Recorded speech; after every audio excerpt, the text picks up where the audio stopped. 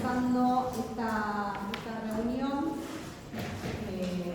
un poco lo venimos hablando en las reuniones anteriores, pero el público se renueva, así que hacer algunas debidas aclaraciones. Por un lado,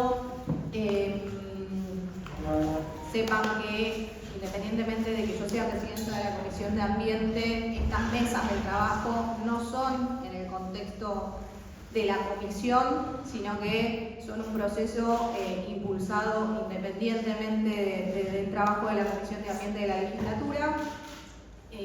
La idea de este proceso, con participación temprana de la ciudadanía, es, y un poco a diferencia de otros procedimientos que se han dado en el pasado, es construir desde cero, desde el inicio, un proyecto de código ambiental para esta ciudad con la participación de los vecinos, vecinas, expertos, organizaciones.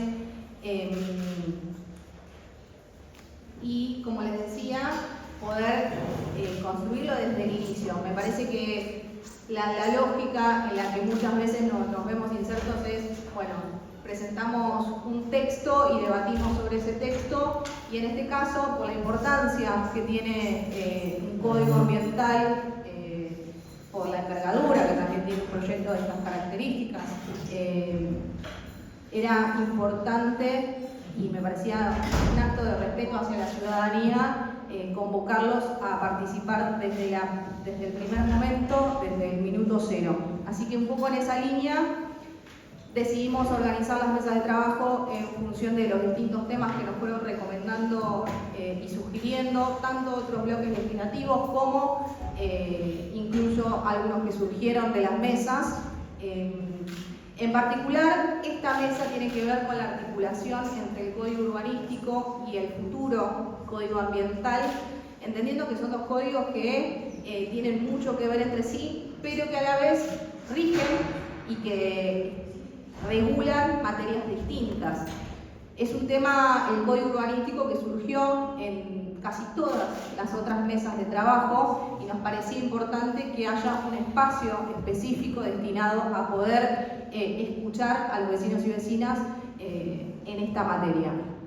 Hoy somos poquitos, así que por ahí vamos a tener la posibilidad de explayarnos un poquito más, así que vamos a comenzar en primer lugar con Di Giacomo María Angélica, que es de Basta de mutilar nuestros árboles. No sé si se encuentra. Sí, soy yo. Buenas tardes. Ahí te pasamos el micrófono, si todos escuchan. ¿Ahí? ¿Ahora se escucha? Bien. Vengo como representante del grupo que Basta de mutilar nuestros árboles, que fundé en el año 2012, así que tenemos bastante experiencia en maltrato de arbolado en esta ciudad.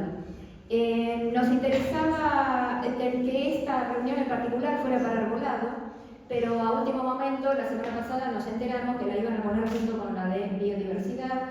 Enviamos un extenso mail de por qué no vinimos el 15, pero todavía no ha sido respondido.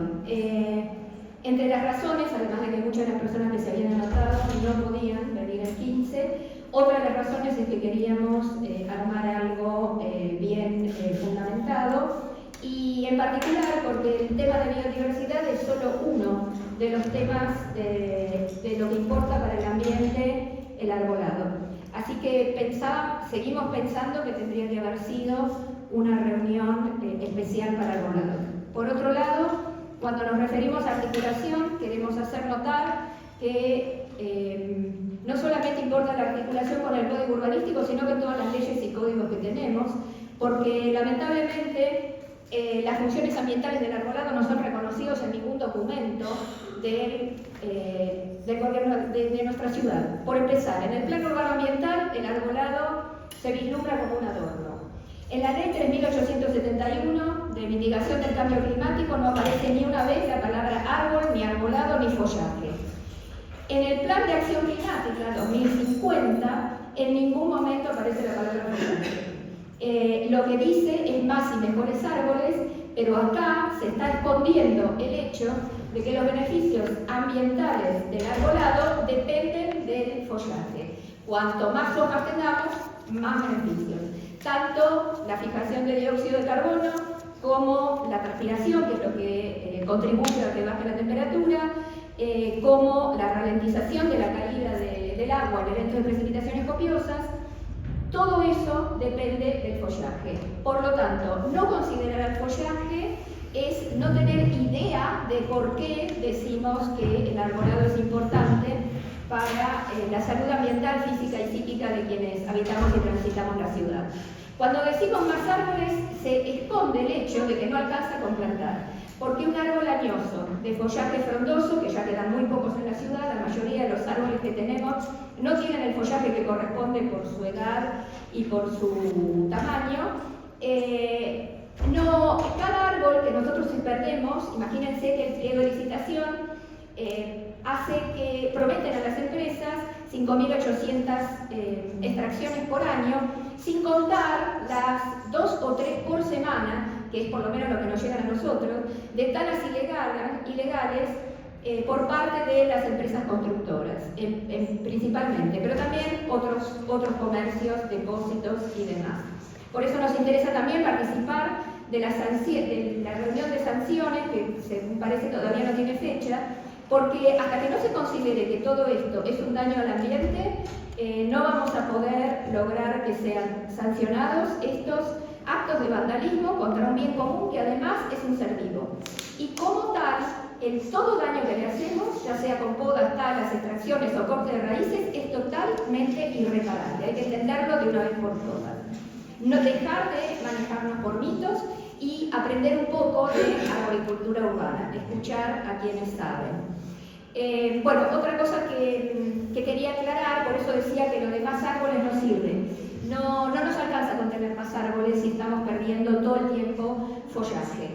Y mejores árboles, tampoco queda claro cuáles son los mejores árboles, porque los mejores árboles no son los que son nativos de esta ecorregión, sino que para una ciudad los mejores árboles son los que más beneficios nos dan sin pedir nada a cambio, como por ejemplo la fijación de dióxido de carbono, como ya dije, la producción de oxígeno, algo importantísimo en las ciudades que es la filtración de partículas contaminantes, la protección frente a los rayos del sol dañinos que producen cáncer de piel, y el tema de las precipitaciones, tanto la absorción por las raíces como por la ralentización del follaje frondoso de la caída de agua en eventos de precipitaciones copiosas.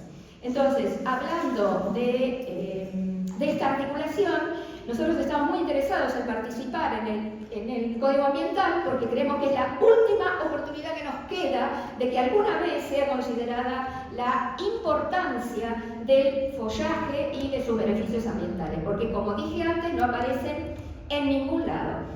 Y en particular, en el código, bueno, otra cosa que quería aclarar es por qué tiene que estar en el código urbanístico, el código ambiental, porque la contaminación sonora, la contaminación lumínica, esta ciudad está sobreiluminada, la contaminación lumínica, la contaminación sonora y la contaminación visual, además de la que ya hablé, del aire, dependen del follaje. Y esto tiene que estar sí o sí en el código ambiental.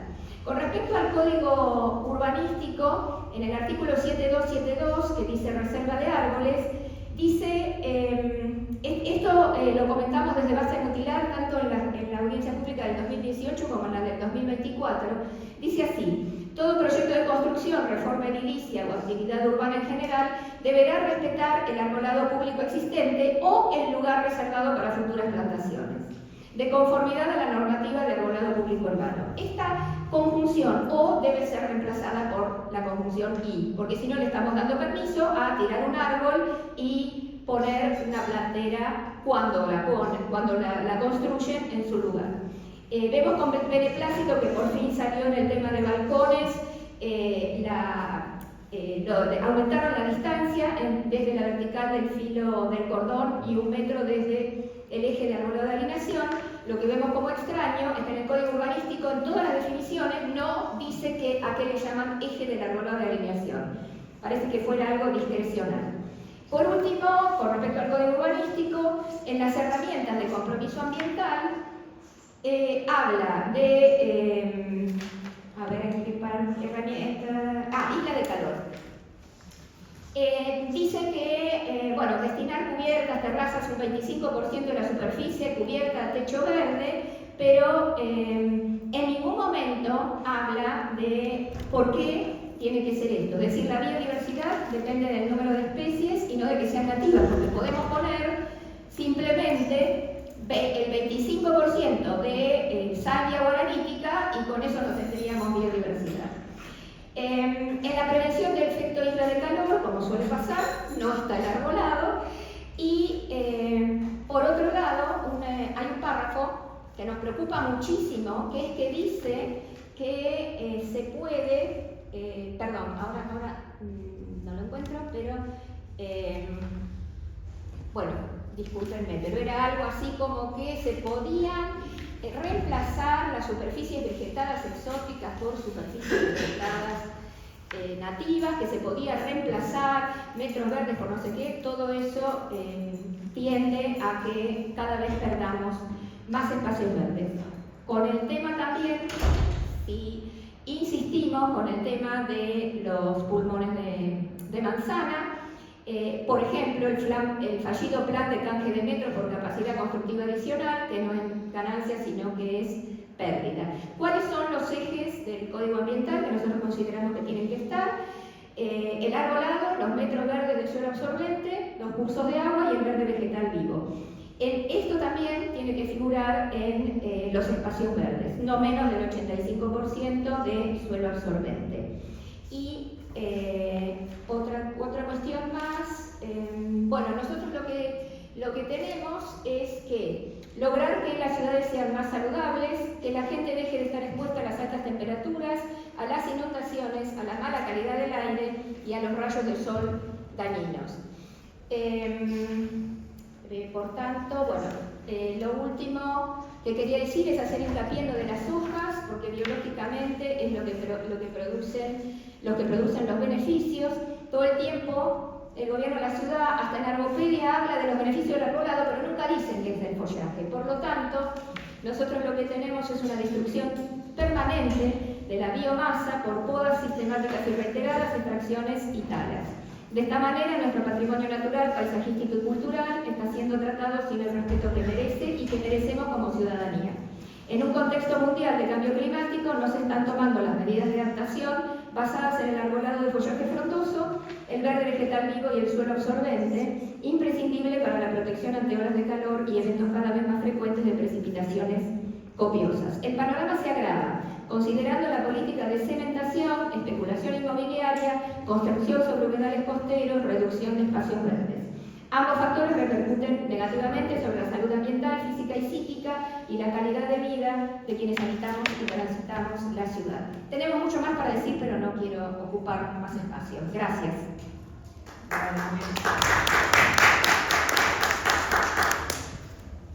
Muchas gracias, María Angélica. Te cuento que un poco la modificación del calendario surgió en función de las recomendaciones que se hicieron en las mesas previas, que tenían que ver con que eran temas que venían de la mano, según los expositores que tuvieron en las mesas anteriores. Por eso es que decidimos unificarlas.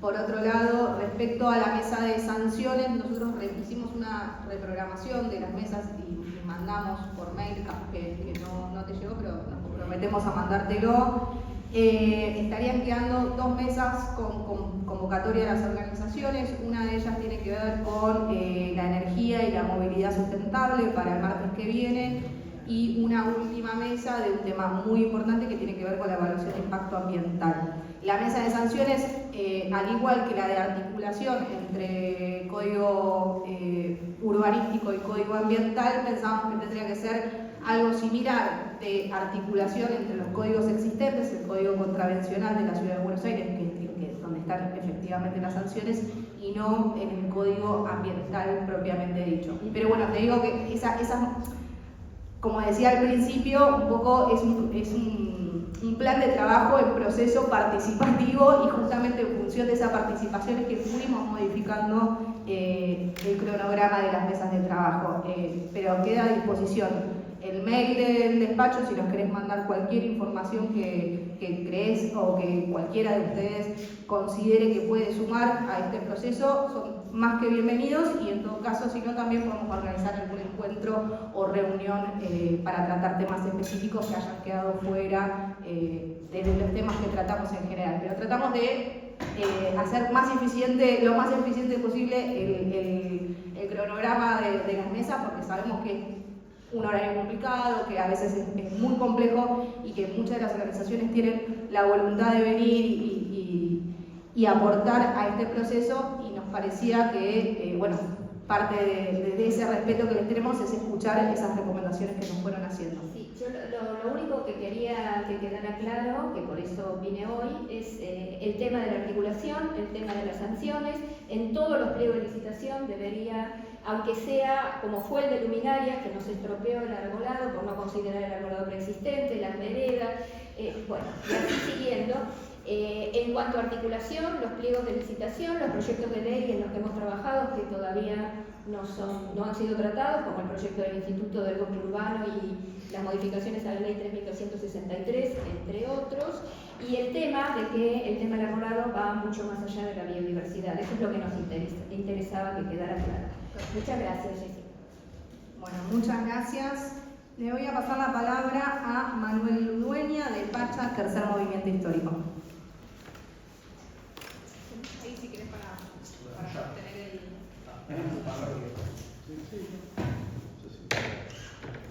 Sí, ahí. Sí, gracias. Buenas tardes a todos y todas.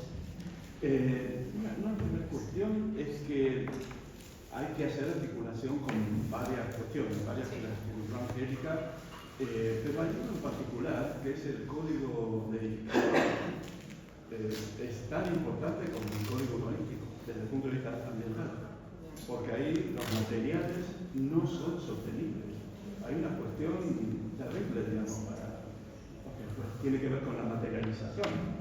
Y como acá la materialización parece que corre mucho para los edificios y no para otras cosas, entonces es muy importante, no sé, las veredas son impermeables, los pavimentos son impermeables. Sí. O sea, los pavimentos son impermeables, las veredas son impermeables. Hay toda una cuestión, los materiales, inclusive la cuestión del ciclo de vida de los edificios, que, digamos, hay que incorporarlo en el código ambiental, pero también tiene que estar en el código de edificación. Digo, para que... Porque yo estuve como repasando varias cosas, me atrevo un poco a la parada. Les voy a dejar, os voy a enviar sobre todo esto, pero la Constitución plantea una serie de temas. Entonces, yo lo que hice, traté de ponerlo acá en un listado para incorporarlo como un glosario. Porque, no sé, hay muchas cosas, fauna urbana, subcuencas hídricas, acuíferos, hay muchísimos temas que no están, digamos, planteados y que son muy importantes, porque toda la materia ambiental es muy importante, es bastante pesada, y sobre todo en relación al código urbanístico, que es tan raquítico, ¿no? Es una cosa elemental, solo se refiere a las nuevas construcciones de edificios. Todo lo demás se demuele, todo lo demás es no hay gente, todo lo demás es no hay vida.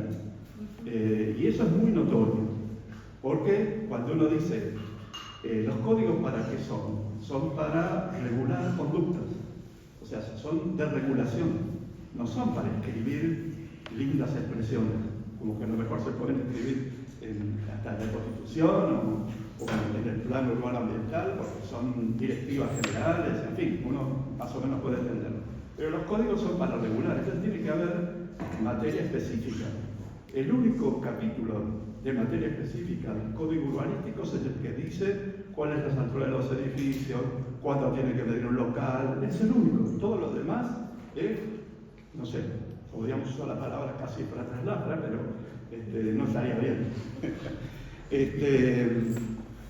Hay como expresiones que son maravillosas, no sé dónde, no me acuerdo dónde era, que dice inclusión, o que dice intergeneracional, o que dice, no sé, otras expresiones así que son de género, pero que no tienen contenido, tienen títulos sin contenido. Es decir, genera una expectativa que después no se materializa. Resiliencia no está asociada todavía. Entonces, sí, perdón. Sí, ¿quieres hablar? No, yo voy a hablar, pero resiliencia no está asociada a género. No, me parece que no leíste el código. A la señora le contesté. No, a mí me dijo, ¿no? Bueno. Entonces, hay como algunas cuestiones que se tratan en el código que no están debidamente conformadas. En particular, para decirlo más rápido, de algo, el capítulo, hay una parte que dice es el 7.12, 7.13, 7.14, 7.17 y hay otro por ahí más, que son los que refieren al compromiso ambiental. A mi entender, ese compromiso ambiental tiene que pasar íntegro al código ambiental, porque en el código urbanístico no dice absolutamente nada. Al contrario, transfiere todo en cuanto a su detalle al código de edificación. Ahora, lo maravilloso del código de edificación es que no lo trata, que dice que va a haber que hacer una puntuación, que va a salir una ficha técnica.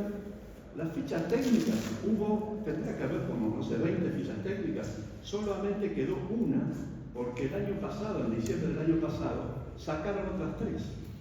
La única que quedó es la de techos verdes, que es una porquería, digamos, es la única que quedó. Ahora desapareció la de energías renovables, o sea, fichas que eran sí técnicas, que de alguna forma servían y que eran complementarios de lo que es un código. Bueno, entonces, todo ese capítulo es más o menos igual que el tema de género o el tema de las demás cuestiones que no están tratadas.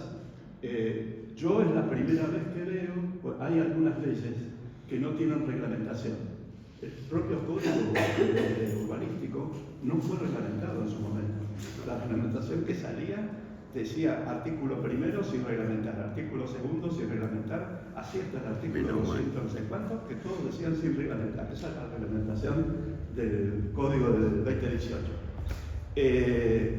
Aparte de eso, que es toda una tropelía, digamos, el tema eso de pasar una cosa a otro código y que en ese código no sea tratado, es de una... eso es una perversión, digamos, ¿no? Una perversión normativa. Yo, repasando un poco el código, me parece que hay algunas cuestiones que tienen que ver con el código ambiental que habría que tratar, que un poco siguiendo algunas de las ideas del código urbanístico, hay cuestiones que tienen que ver con generalidades, con principios que habría que adoptar.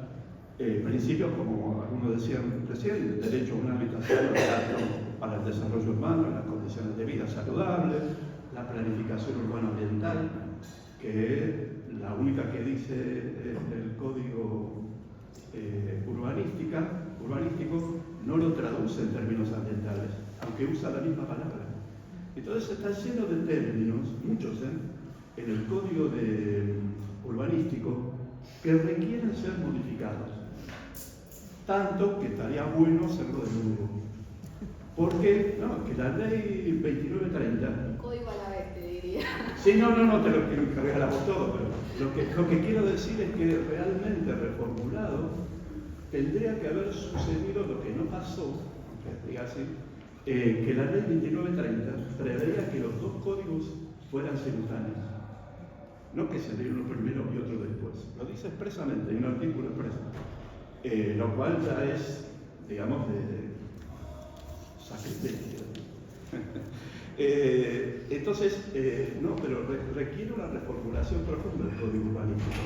No es una cuestión menor, porque, ¿cómo se dice? Se arguye como si tuviera un manejo urbano-ambiental, pero solamente formal. No hace otra cosa. Entonces, toda la cuestión ambiental, en cualquiera de sus términos, no existe para el código urbanístico. Y y ese es el que trabajan supuestamente los profesionales o los que actúa la justicia. Entonces, es serio, digamos, el tema. Entonces, bueno, el tema de generalidades, donde deberían incorporarse los determinantes ambientales, en términos de lo que plantea la OMS, que es un tema realmente importante, algunas cuestiones de gestión y demás, el tema de la certificación y trámites. Pues eso es toda una cuestión ahí. A mí me parece que el código urbanístico solamente puede, porque ahora inician las tramitaciones, cualquiera de ellas, solo puede hacer una autorización provisoria del uso. Pero después debería haber, paso siguiente, una recomendación ambiental. Es decir, el profesional no puede ya construir sin sin tener esas recomendaciones, porque si no, se aprueban cosas que no tienen ni siquiera el concepto de eficiencia energética, y menos tienen un tema que es muy importante, que eso lo saben todos los arquitectos, supongo eso lamentablemente, nunca se preocupan acerca del mantenimiento, que por eso es el tema del ciclo de vida. Es fundamental tenerlo en consideración, porque los edificios consumen muchísima energía en funcionamiento. Entonces, esta cuestión de no entender y no preocuparse sobre la cuestión bioclimática de los edificios, una cosa que es de principio del siglo pasado, que se ha perdido, no existe para el código urbanístico. Para el código urbanístico no hay orientación. El código urbanístico en su última modificación anuló aspectos que estaban en el código anterior, como por ejemplo el asoleamiento en los dormitorios. Aunque sabemos que en algunos casos no existía, pero era una norma que se podía exigir. Por eso es que en algún momento solo los edificios que se hacían daban a frente y contrafrente, sin patios interiores. También se perdió, en términos de una especulación inaudita, en la cual los profesionales que participaron de eso son todos asociados a eso. Y son varias de las organizaciones supuestamente profesionales que no tienen ética, evidentemente, y no tienen preocupación por la gente, que esta es la cuestión. Hay otro tema que me parece que son actividades, hay una cuestión importante a detallar, que es la saturación ambiental que puede haber de edificación y de demás componentes, inclusive de orden de sectores urbanos, como por ejemplo que el área central no puede seguir creciendo, o determinados sectores de Belgrano, están saturados, digamos. Entonces hay que definir esta cuestión de saturación en términos ambientales, o otras cuestiones, digamos, también. Después hay una cuestión, yo puse acá como sistema de relaciones, pero podrían ser como estándares, pero de interrelación, no aislados. Algunos se decía anteriormente, una es la relación entre densidad de población y capacidad soporte, que eso no existe en el código urbanístico. O sea, la capacidad de soporte es la infraestructura, agua, luz, gas, no sé lo que haya. El otro es árboles por persona, una cosa bastante elemental, o sea, pero en relación con la densidad de población efectiva. No árboles por persona, cuando todos los árboles juntos en un lugar. Eso no. No sé, lo que es más conocido, los metros cuadrados de espacios verdes por persona, pero también diferenciados por barrio o por ciudad, que no son lo mismo. No es que 100 metros cuadrados para todos, no es así tan alegremente, sino que tiene que estar relacionado. Calle para todos, o sea, la calle tiene que tener una representación del peatón, de la bicicleta, del auto y del transporte público. No es que hay uno que es prioritario, que yo cuando llueve, no sé qué pasa a ustedes, en algunas calles que están como medias inundadas, por la vereda no se puede caminar, tengo que ir por la calle, porque la calle es la que está continua, la vereda no. Cosa que es realmente cansiosa. La relación, la velocidad de los vehículos, 30 km por hora en zonas residenciales, o el ancho de veredas y altura de los edificios, supeditada a el desarrollo de la forestación de alineación. Es decir, no uno solo. O sea, a mí me parece que, por ejemplo, la altura máxima de los edificios sería 6 pisos, para decirlo de una forma más o menos rápida. Quizás no se corresponda con todo, porque es cuestión quizás de que la vereda sea más ancha. Entonces, eso puede mejorar, digamos, esa condición. O que la calle sea peatonal, entonces los árboles van a poder ir por el medio. Digamos, hay otras alternativas desde el punto de vista del diseño solucionables.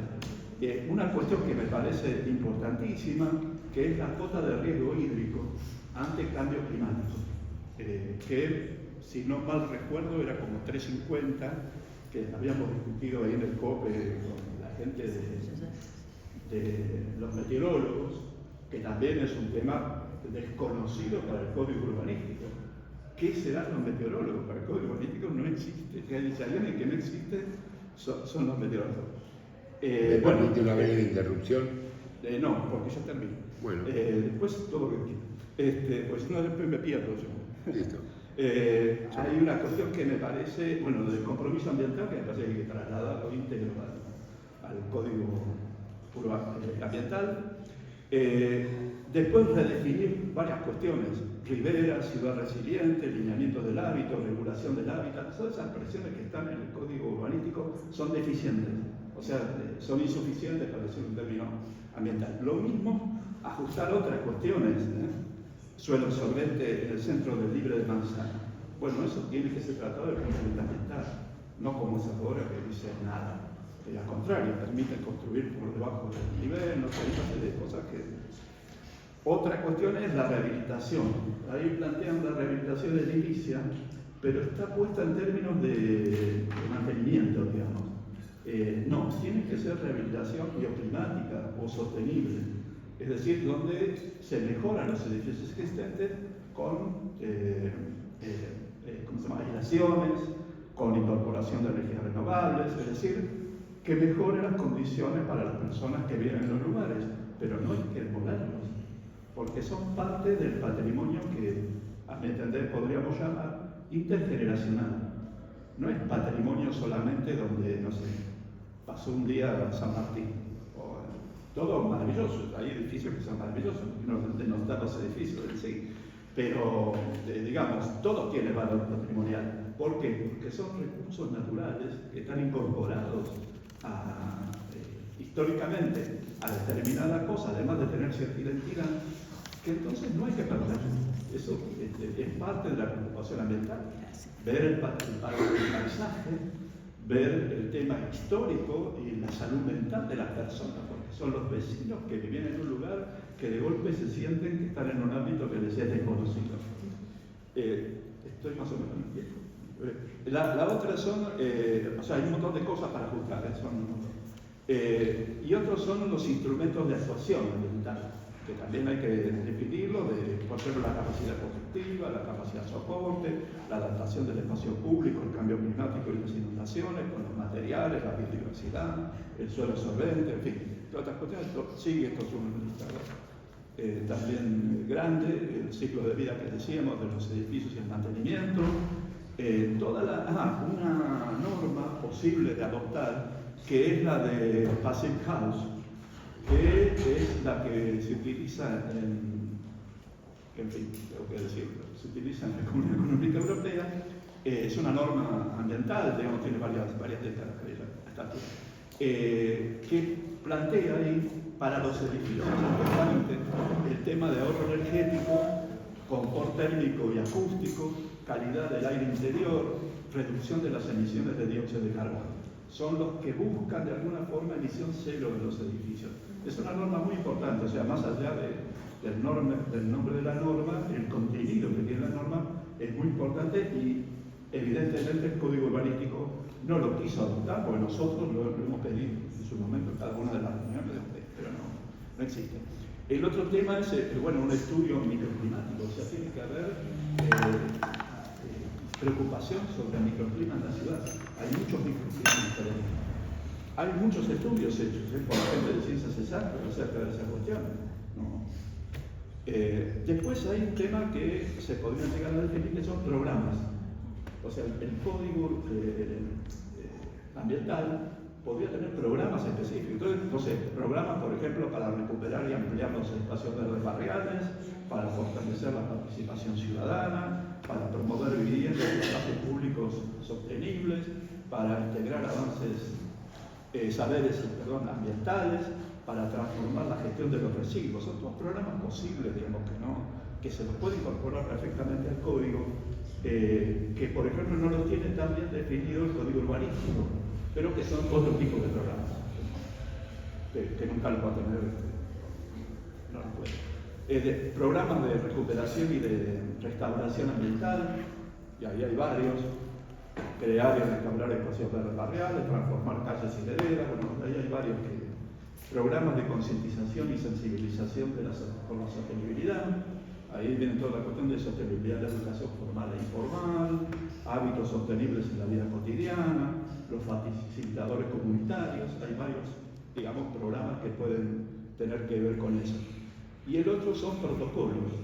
O sea, también deberían haber protocolos, eso no está en el código urbanístico, que son, por ejemplo, de adaptación comunitaria al cambio climático, de mitigación comunitaria, en la cual estaría, por ejemplo, que como nombré antes, las energías renovables, la gestión climática y metropolitana, que me parece que es muy importante porque los cursos de agua, hay dos cuestiones que son muy básicas: los cursos de agua y los residuos, dos cosas que tienen que ver y tienen carácter metropolitano y que son indispensables.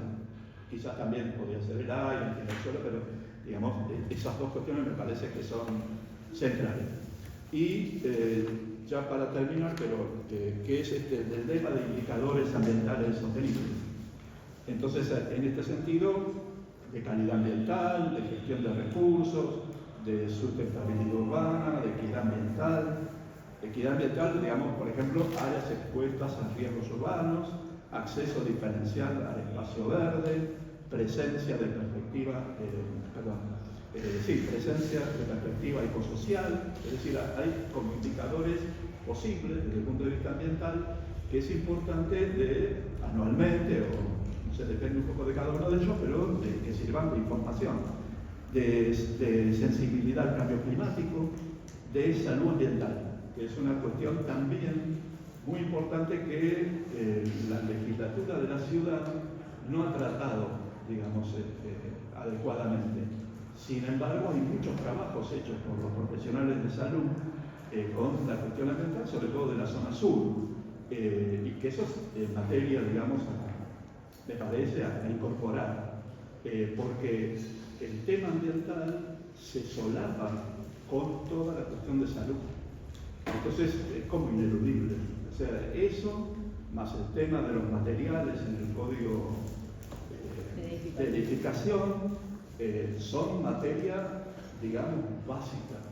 Hay otra cosa para articular que son los supuestos planes, pero que no están legislados, como el de cambio climático u otros por el estilo, que requieren legislación también. Es decir, legislación, es decir, el plan transformarlo en una ley. Entonces, bueno, incorporarlos al código ambiental. Bueno, gracias.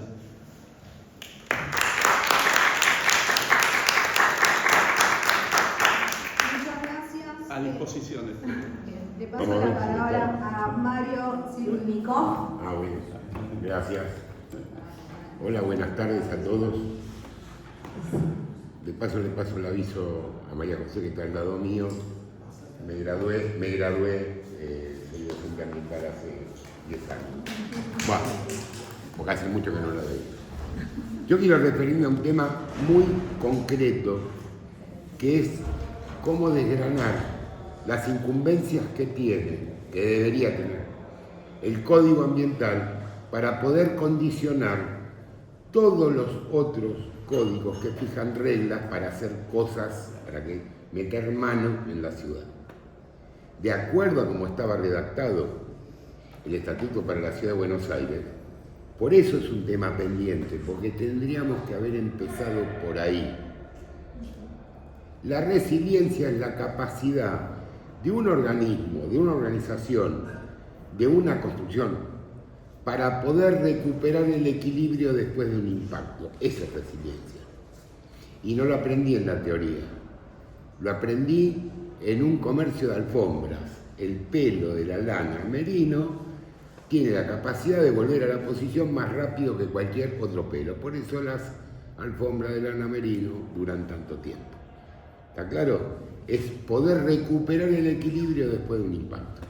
Ahora, ¿qué impactos reales tenemos en la ciudad por no haber sancionado a tiempo un código ambiental antes de un código urbanístico?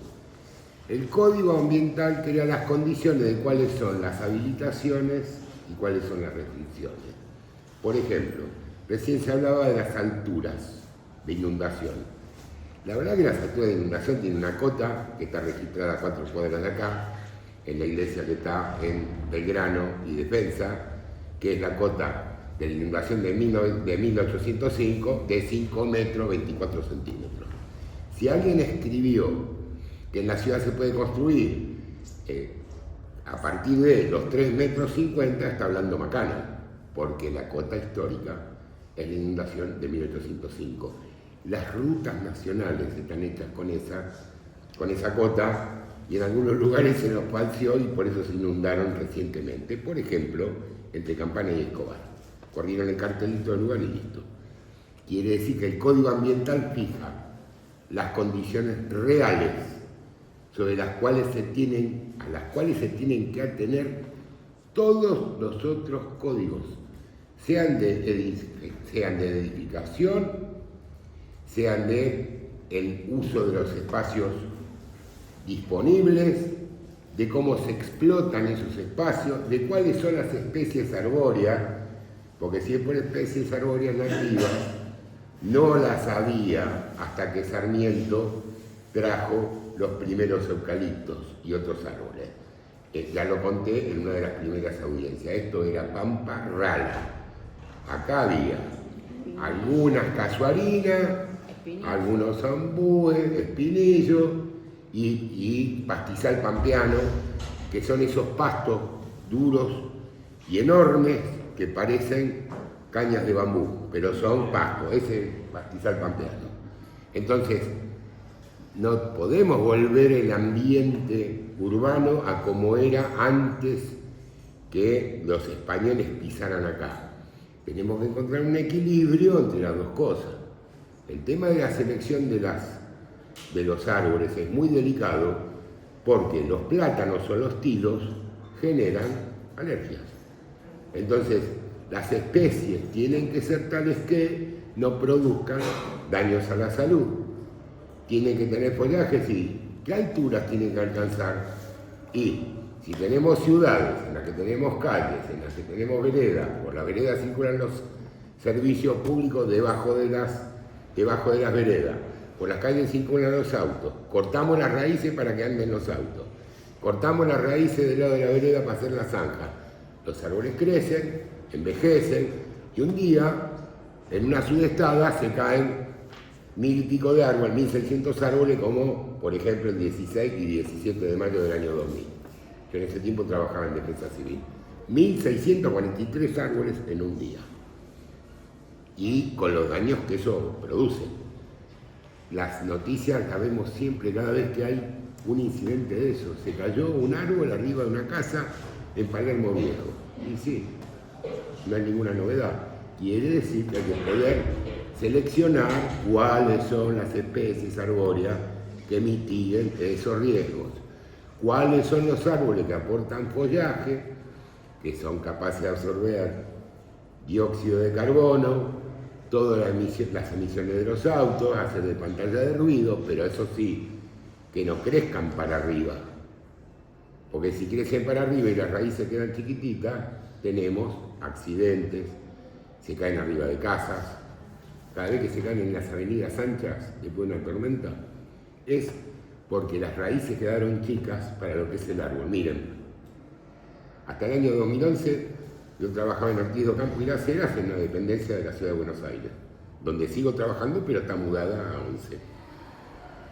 Había un árbol que tenía fácil, la altura de 6 o 7 pisos, al lado de una famosa parrilla que frecuentaba Felipe Cavallo. se cayó el árbol, ese árbol se cayó encima de la parrilla y la terminaron demoliendo. Entonces, esas cosas no deberían suceder si hubiera un plan urbano atado, condicionado, subordinado a un código ambiental, porque el código es el que tiene que establecer las habilitaciones y las restricciones. Y como está María José, me dirá, vos fuiste estatuyente, ¿no? Constituyente, bueno, las dos fuiste. Sí, pero constituyente de la ciudad, nosotros Bueno, sí, bueno, pero se llamó Estatuto de la Ciudad de Buenos Aires, no importa. Yo estuve el día que juraste, sacando fotos. Entonces, yo estaba sacando fotos. El Estatuto de la Ciudad de Buenos Aires le dio una jerarquía constitucional al Código Ambiental, que el Código Ambiental nunca adquirió porque hubo otros intereses de por medio. Si hace falta, vuelvo a hablar en un ratito, pero por ahora esto es lo principal, por eso no mandé nada escrito. Porque en una de esas no me dejaban hablar. Gracias.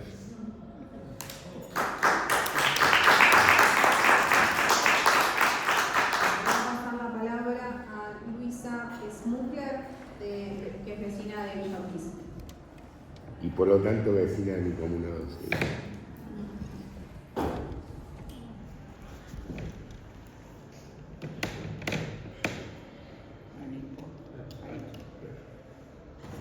Bueno, buenas tardes, gracias. Un poquito más abajo y un poco más cerca. Ahí está. Yo soy muy reiterativa. Yo sigo pensando y diciendo que acá nosotros estamos empezando por los pies. El Código Ambiental tendría que haber sido dictado hace 24, 29 años, no me acuerdo. Pero si nosotros además seguimos discutiendo, conversando acá amablemente y aportando ideas y demás, y dentro de 10 años se dicta el Código Ambiental, la ciudad no va a existir, vamos a tener nada más que edificios, edificios y edificios, ni espacios verdes, nada. En este momento hay una saturación de construcciones, se siguen destruyendo casas sin sentido, están transformando los barrios en barrios de cemento, no alcanzan las cloacas, no alcanza el agua, hay problemas con la luz.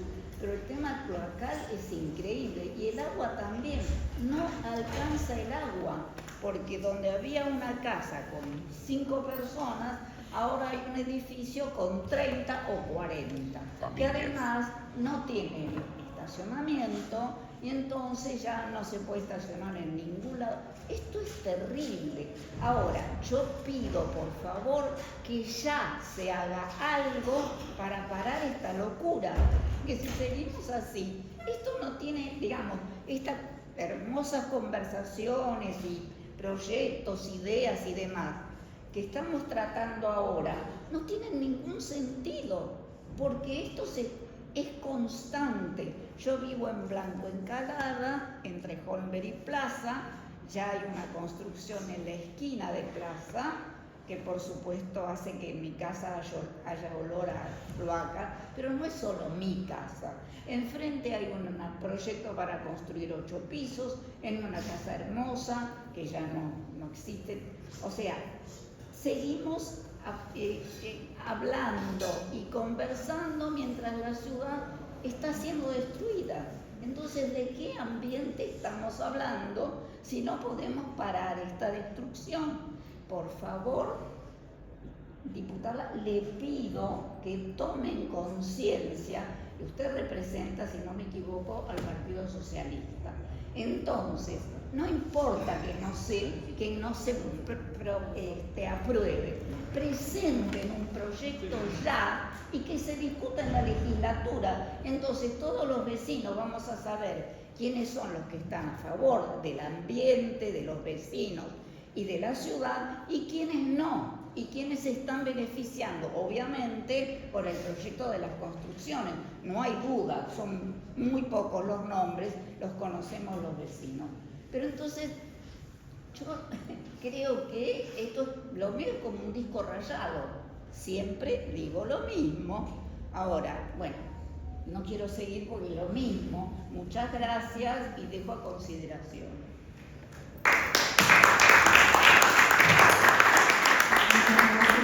Sepan que el compromiso está. Al finalizar, ya quedan poquitas mesas, quedan 2. Vamos a avanzar con el armado del proyecto y la idea y el compromiso de este bloque y de los otros bloques que han participado a lo largo de estas mesas es avanzar con un proyecto de código ambiental, así que en ese sentido que se tranquila que lo vamos a presentar. Le voy a pasar la palabra a María José Lubertino, de la Asociación Ciudadana por los Derechos Humanos, integrante del COPE y de la Red de Defensoras del Ambiente y del Buen Vivir. No, Ahora sí. Hola, bueno, buenas tardes, ¿cómo estás? En primer lugar, diputada, venimos ya a varias reuniones y manifestarle nuestra preocupación desde varios ámbitos. La interbarrial también está en la misma preocupación por la falta de quórum, digamos, de los otros bloques en esta comisión, porque además valoramos su disposición. Perdón que te interrumpa, para evitar cualquier tipo de confusión, reitero lo que dije al inicio de la reunión. Estas mesas, independientemente de que yo sea la presidenta de la Comisión de Ambiente, no son en el marco de la comisión, así que tengamos eso en cuenta. Una vez que tengamos un proyecto ya presentado, bueno, las discusiones son otras, son en el marco ya del reglamento interno de la legislatura, pero en este caso son reuniones participativas de vecinos previas al armado y a la presentación del proyecto. Bueno, por eso, entonces, en el mismo sentido, me preocupa, en la misma sintonía de la vecina, el hecho de que estemos lentificando, o sea, valoramos su compromiso, valoramos estas mesas participativas, pero los que estamos acá estamos participando de mesas participativas y de reuniones convocantes para este código hace aproximadamente 40 años, porque incluso antes de que estuviera la Constitución de la ciudad ya discutíamos la necesidad de una ley ambiental en el Consejo Deliberante. Entonces, en honor a los que peinamos más canas y hace más años que estamos en esto, la verdad que nos gustaría que pueda llevar esta inquietud a la comisión a los efectos de que los otros legisladores también estuvieran participando y que cuando se llegue al tratamiento en comisión esto avance con unos consensos mínimos. María José, hay otros legisladores que están participando, por favor. En el mismo sentido, segunda cuestión que me parece muy importante es el código urbanístico es la contracara del código ambiental en la ciudad de Buenos Aires. Creo que los peores desaguisados ambientales en la ciudad se los debemos a los sucesivos códigos urbanísticos que nos han regido y sobre todo a las excepciones. Entonces, en términos técnicos yo vengo a subrayar, suscribir, firmar al pie todas las sugerencias que mi querido amigo Manuel Ludueña ha hecho. Sin duda las va a hacer llegar por escrito. Creo que es una de las personas más idóneas en la ciudad de Buenos Aires para poder ayudar y contribuir a este código durante distintas legislaturas, con distintos mandatos, de distintos signos políticos, de distintos legisladores. Ha estado colaborando con estos temas y es una expertise acumulativa. Pero a mí me parece más relevante el tema político. A mí me parece que lo primero que hay que decir es que la ciudad está en emergencia urbanística. No podemos hacer de cuenta que nada sucedió.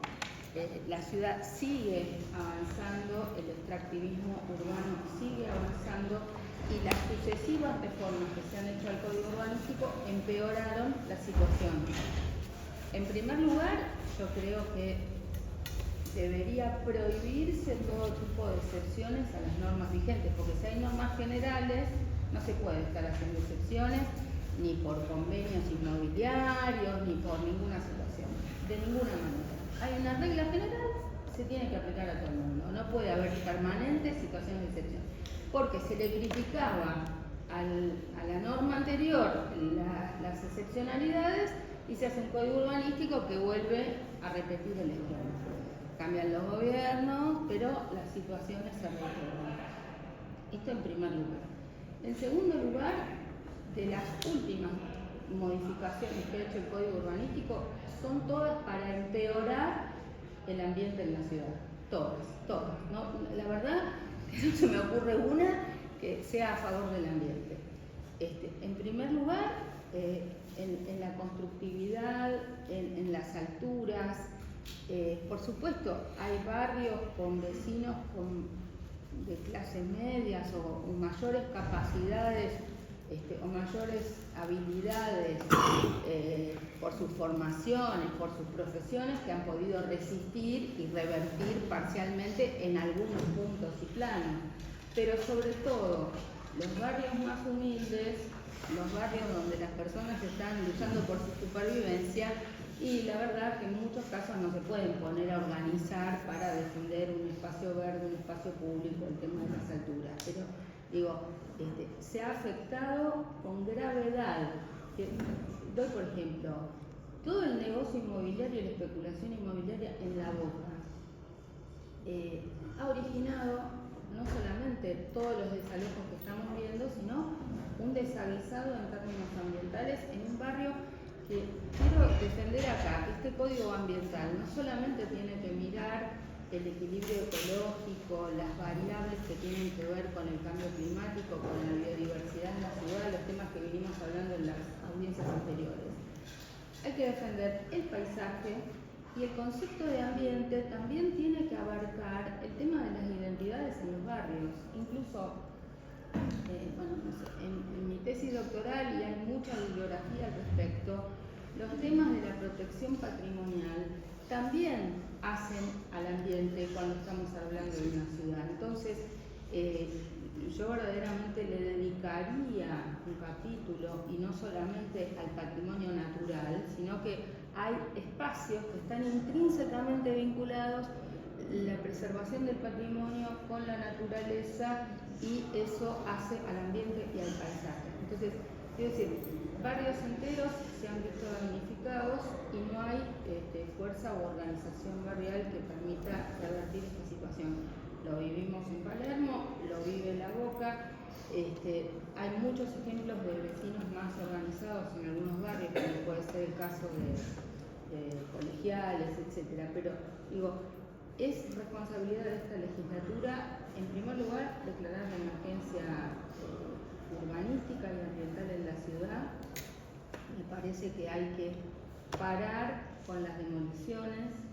Hay un concepto del desarrollo urbano que está desenfocado de lo que es el futuro y el cuidado del ambiente y el cuidado de las personas, porque básicamente no está teniendo en cuenta que los peores grados de contaminación se producen a partir de la destrucción de lo ya construido. O sea, lo lógico es reciclar, reutilizar, poder darle vida nueva a lo que existe. En las ciudades más civilizadas del mundo no se tira todo abajo, todo el tiempo está construyéndose lo nuevo. Se recicla, se reutiliza, se refuncionaliza. Existen tecnologías, existen materiales, existe capacidad técnica, digamos, de profesionales que saben y pueden hacer esto. Y yo creo que es el lavado de dinero, es la especulación inmobiliaria la que conduce a tratar de tirar todo abajo, volver a construir de cero y dejarnos espacios construidos vacíos, disfuncionales para las necesidades de la población, gente sin vivienda y un daño ambiental altísimo. Entonces, temas específicos de los que me parece que no se puede omitir. En primer lugar, la barrera de edificios que se pretende construir en la zona de la costa, que digamos, todavía. A ver, rechazamos los proyectos costeros, edilicios, bloques, barrera, como 10 veces en la legislatura, distintos proyectos en distintas zonas. Para nosotros es fundamental en una mirada urbanística, lo decíamos la vez pasada, pero la protección de los espacios verdes y públicos, todo espacio que todavía no sea construido en la costanera tiene que ser recuperado como espacio verde y público, todo. Y los negocios inmobiliarios que se pretenden en algunos lugares no pueden avanzar sobre ese principio, que es un principio constitucional. Los grandes espacios verdes de los playones ferroviarios que no estén entregados en propiedad, que no estén construidos, tienen que ser preservados. Eso tiene que estar en el código urbanístico, eso tiene que ser UP. Punto. Después conversemos otras cosas, pero digo, hay que proteger, si nosotros, y de verdad, si usted no protege los espacios verdes y públicos de la costanera y de los playones ferroviarios, el único pulmón que todavía podemos rescatar para buscar algún equilibrio ecológico se pierde. Eso me parece número uno fundamental. Y después, las alturas. Yo digo, las esquinas petizas que permitían que corrieran los vientos, las arrasaron, están haciendo unos desastres en los barrios. Hay que recuperar las esquinas petizas, digo yo. Hay que recuperar los pulmones de manzana. Están haciendo un desastre con el tema de los estacionamientos subterráneos que pueden cementar hasta el final. Entonces, no es una carpetita verde, un espacio permeable. Necesitamos tierra que nos conecte con el centro de la tierra. Necesitamos espacios verdes en los pulmones de manzana. Hay toda una serie de ficciones en el código urbanístico. Y después, la otra cosa es importante, energías renovables. Hay que tomárselo en serio. La ciudad realmente podría ser autosustentable en energías renovables. Es un como si, ¿viste? Yo lo viví acá adentro. Le ponemos un artículo, le tiramos a esta diputada que es hincha, le aprobamos un proyecto de ley, pero eso requiere no solo aprobar un proyecto de ley o meterlo en el código urbanístico, requiere una política pública decidida por parte del gobierno de la ciudad de invertir en energías renovables y de facilitar a los desarrolladores urbanísticos y a los vecinos comunes y corrientes que quieren poner otro tipo de energía en su casa, facilitar que lo puedan hacer, créditos blandos para poder reconvertir. Estamos con un sistema dependiente de combustibles fósiles que además nos tienen atornillados en un sistema de privatizaciones y de servicios que son ineficientes, que se corta la luz, que no tenemos los servicios adecuados, y la ciudad, que tiene espaldas, podría desentenderse de ese sistema nacional que no nos está resultando funcional. Esto vale para la Ciudad de Buenos Aires y valdría para varios municipios del conurbano bonaerense que tampoco lo escuchan adecuadamente porque tienen también espaldas y cantidad de habitantes que lo sustentan. Entonces, te digo estos temas que me parecen sustantivos. Después hay cosas que no son del código urbanístico, que son del código de edificación, pero que también me parece que como no está incluido en el listado deberían tenerse en cuenta, pero es el tema de los materiales y la constructividad, qué tipos de materiales se emplean en la construcción. Ahí hay mucho para hacer. Nosotros habíamos avanzado un montón con pequeñas cosas, por ejemplo, el agua de lluvia, la utilización del agua de lluvia en lo que tiene que ver con los desechos cloacales, el riego de los parques, el riego de la limpieza de las veredas. Digo, agua de lluvia, materiales y constructividad es del código de edificación, pero yo creo que es muy importante que también lo tengan en cuenta porque son temas ambientales sustantivos. Pero esto requiere no solo leyes, sino una política pública que se lo tome en serio, que lo promueva, que lo difunda, y concientización. Es lo mismo que hablábamos con los residuos, ¿viste? Tenemos que hacer más contabilización, más división, pero eso requiere también a la par educación, que en lugar de gastar la guita diciendo todo lo que hace bien un gobierno, la pongan en educación ambiental que nos hace falta. Muchas gracias.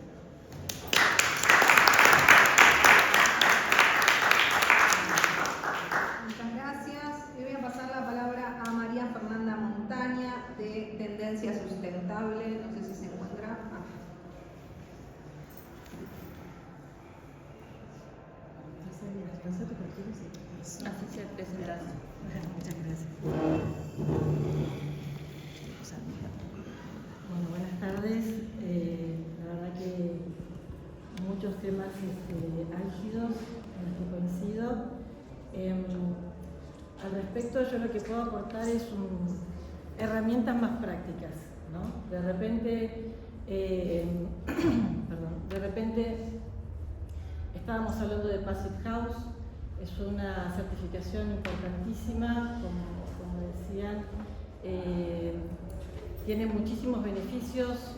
Yo lo que les puedo aportar que técnicamente hoy sería inviable en Buenos Aires porque es un sistema cerrado, hermético, en donde tendríamos que cambiar la infraestructura edilicia de todo el parque inmobiliario. Pero sí se pueden utilizar de la misma manera el etiquetado, por ejemplo, de certificaciones energéticas, que es como el etiquetado que tienen hoy nuestros productos electrodomésticos aplicado al parque inmobiliario. Y eso es un programa nacional del PRONEP que hace que cuando uno tiene la posibilidad de elegir, ya sea para comprar o alquilar un inmueble, pueda decidir como usuario qué calidad tiene.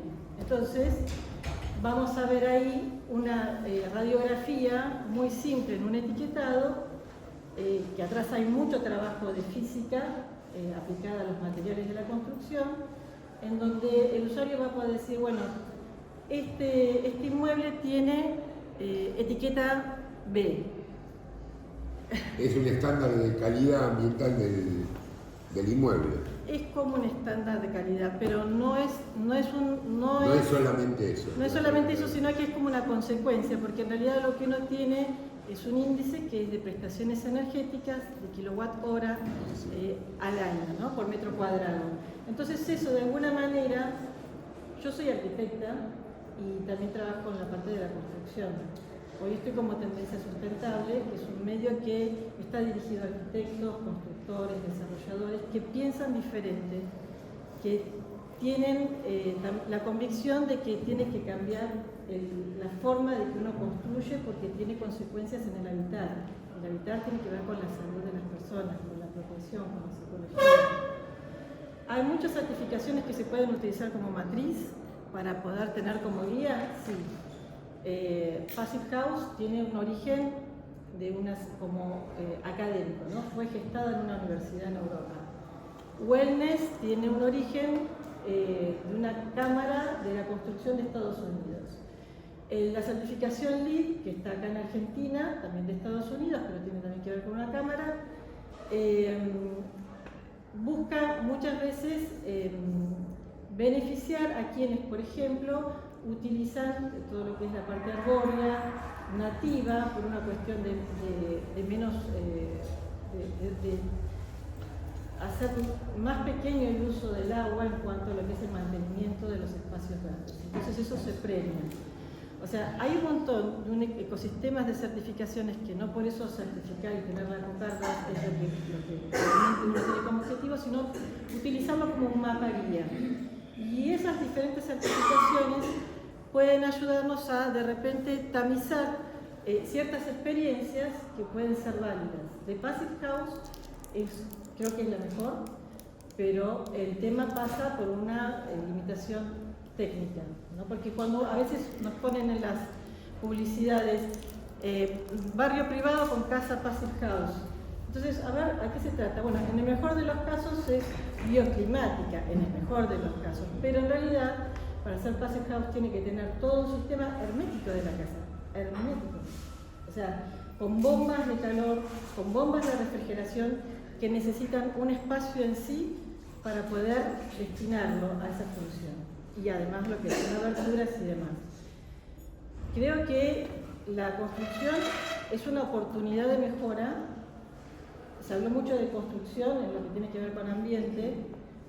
La construcción es el 40% de la huella ambiental a nivel global, es la mayor, le sigue la parte de la industria textil. Y cuando uno tiene una oportunidad de mejora es ahí, por ahí el camino en donde uno puede aplicar herramientas, ¿no? Y quizás algunas matrices de certificaciones a modo de posibles caminos.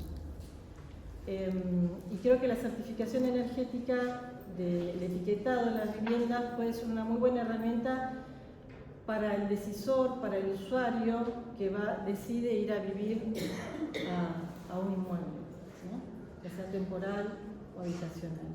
Y creo que son herramientas que pueden ser parte de esta oportunidad de mejora.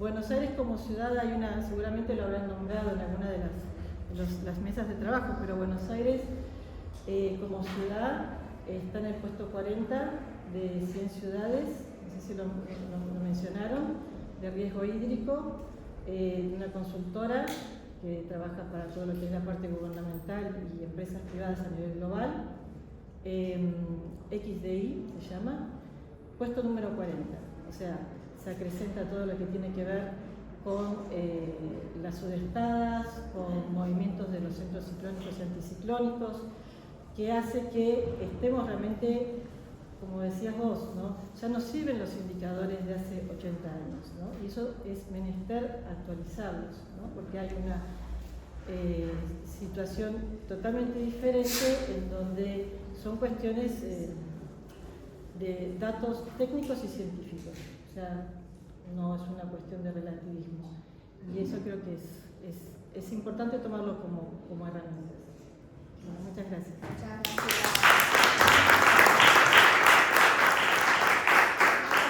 Una oradora, si me parece, al final.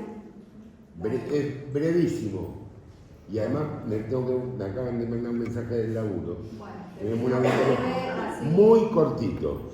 Así como conté que en 1805 se produjo la crecida más grande del río de la Plata de la que hay registro en esta ciudad, 1805, que superó los 5 metros, la más grande del siglo XX fue de 4,45 metros.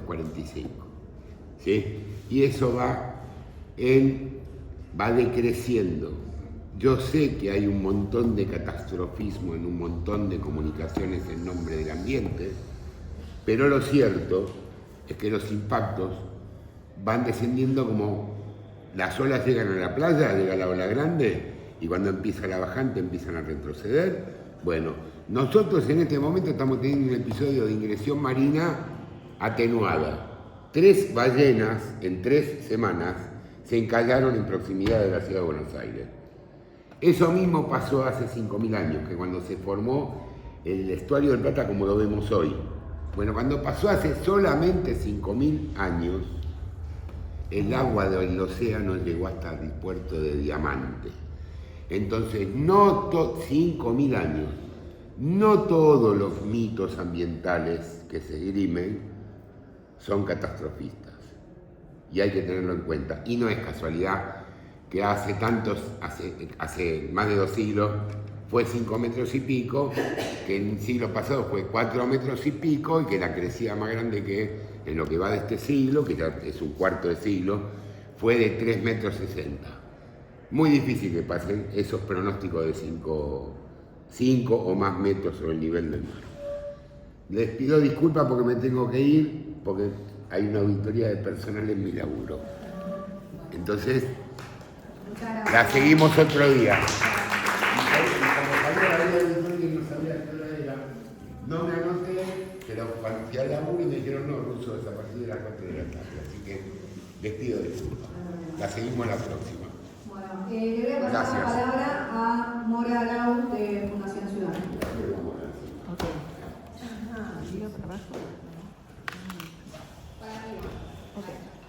Bueno, perdón por llegar tarde. Esa referencia a un acto muy lindo que hubo en Uspallata. ¿Más acá? Sí.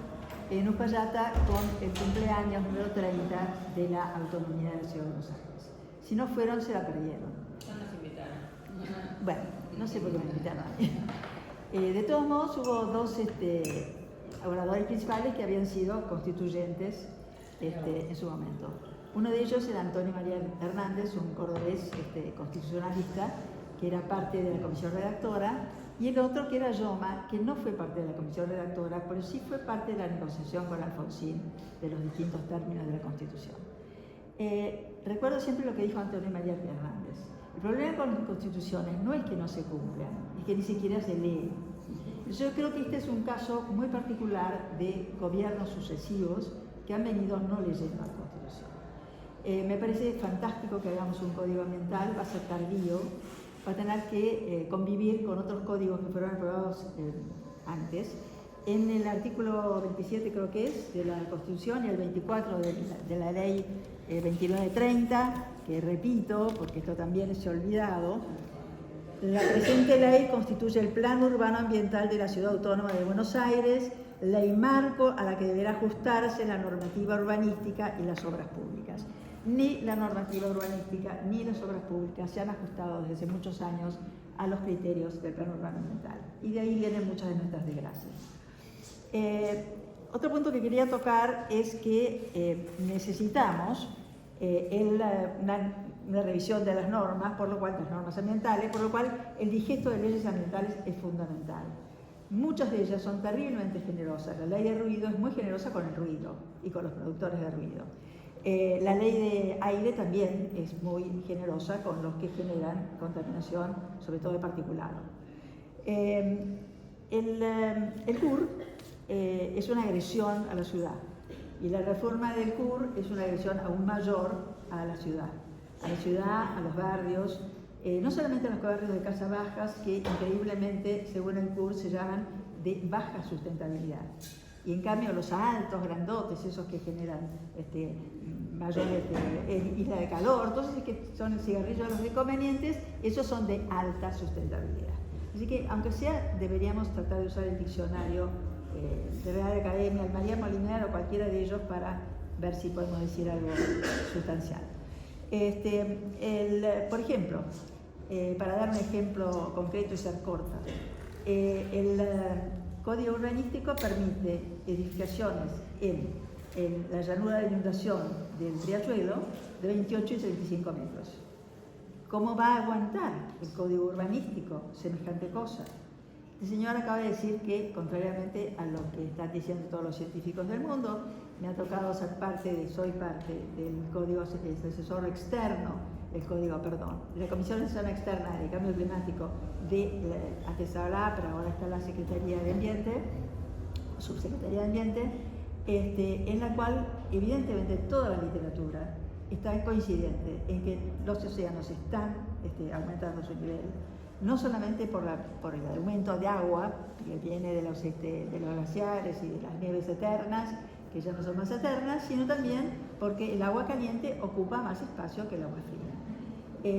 Hay poblaciones que ya saben que van a desaparecer, que se tienen que ir, pero nosotros parece que no estamos mirando al señor que se barbía al lado, sino que estamos mirando enfrente, no sabemos qué. O sea que definitivamente la ciudad de Buenos Aires, que está al lado de un estuario, no de un río, eso lo dijo bien el señor, cuando sube el nivel del mar va a subir el nivel del estuario. Y si hay una precipitación fuera de lugar como la de Bahía Blanca, la ciudad de Buenos Aires se va a inundar. Digan eso o no lo digan las autoridades de turno. Entonces yo creo que esta compatibilidad asesor va a ser muy dura, enormemente dura. Y también con el código de edificación. Un primer borrador hecho por Riobo, creo que ya se hacía el apellido, que trabajaba quizás trabaja todavía en APRA, era una delicia. Pero todo lo que era delicioso fue cortado, podado, como diría Mariana. Vamos a tener serios problemas. Así que yo creo que, Jessica, hasta como consejo personal para vos, hacete muy fuerte con los auxilios que te pueda dar la Universidad de Buenos Aires, que tiene muchas ganas de hacerlo. No solamente la vicedecana de Derecho, sino también la gente de Ciencias Exactas y Naturales. Tienen muchas ganas de participación sin pensar en que van a cobrar nada, sino simplemente quieren dejar, igual que vos, una herencia sustentable para la pobre ciudad de Buenos Aires, que está siendo muy insustentable. Y un pequeño, esto es ¿cómo se llama la de parroquia? Una nota parroquial. Una aviso de parroquia. En este momento hay 3 proyectos de ley para transformar lo que fue un estacionamiento al lado de Santa Catalina, en Córdoba y San Martín, de una plaza para el microcentro. Hay un movimiento enorme de los vecinos, hay un movimiento enorme de académicos, hay un movimiento enorme de Basta de Demoler y también de los Jóvenes para el Clima, que se van a reunir en ese lugar el día sábado a las 15 horas para leer un poco Laudato Si y acordarnos de la encíclica estupenda, en la cual participó un argentino, Pablo Canciani, al cual no estoy pudiendo encontrar, así que me imagino que se fue del país. Pero realmente es muy importante los espacios verdes. En la temática desaparecieron, pero yo creo que no pueden desaparecer. Los espacios verdes, absorbentes y verdes y con árboles frondosos, con gran canopeo, como dicen ahora los especialistas. Bueno, hablando algo de lo que dijo recién el señor también, que me quedó picando, pero no tiene nada que ver con el código ambiental, las casuarinas son australianas, y lo mismo que los eucaliptos, pero están totalmente adaptados al clima de acá. O sea que es más complicado traer una bagüinia, pata de vaca, colorada de Corrientes acá, que traer uno que vino del otro lado, pero con una similitud en cuanto a latitud y a temas climáticos. Y bueno, ya no sigo pasando más chivos, pero te deseo la mejor de las suertes y por favor, hace un agujerito y poné espacios verdes. Bueno,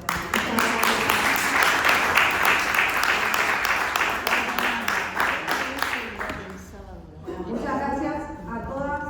¿Vos querías hacer? No, una cosa muy cortita. No, que si necesitas algo de la UBA, de la Facultad de Derecho, yo soy profesora, titular y vicedecana. También tenemos 3 titulares feministas, ecologistas, en las cátedras ambientales, así que si necesitas algo, con todo gusto. De hecho, arrancamos el proceso con el aporte de los académicos y un poco la guía de ellos que nos ayudaron también a armar el programa de mesas y demás, pero por supuesto todo aquel y aquella que tenga ganas de aportar a disposición, tanto el mail si nos quieren mandar información o pactar algún encuentro o reunión.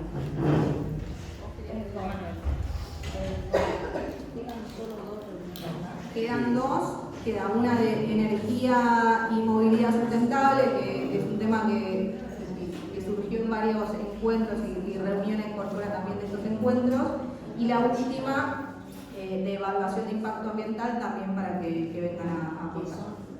Los próximos 2 martes en el mismo horario. Algo breve, digamos, pero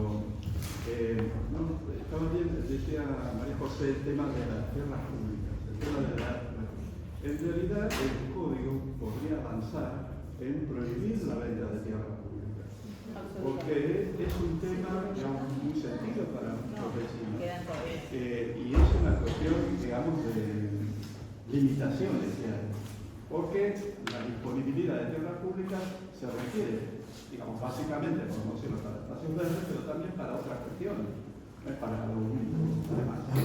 Todavía es un tema por delante porque, claro, la idea de privatización implica que a lo mejor no hay escuelas públicas o no hay hospitales públicos, pero no es esa la historia de la ciudad, esa no es la historia de la ciudad, ni siquiera en la época conservadora.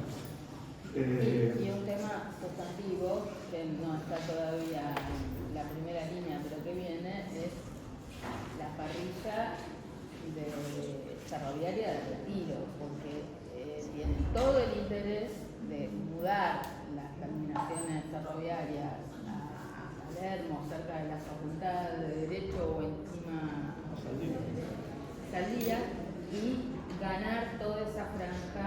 Eso es lo que viene después de los negocios costeros. Entonces, digamos, tenemos que estar advertidos, tenemos que preservar, proteger. Digo, yo no sé dónde tiene que terminar ese ferrocarril, puede terminar más arriba o más abajo. Lo que sí sé es que si ese espacio se recupera, no puede ser negocio inmobiliario, tiene que ser uso público y espacio verde. El tema de la cuota de inmigración.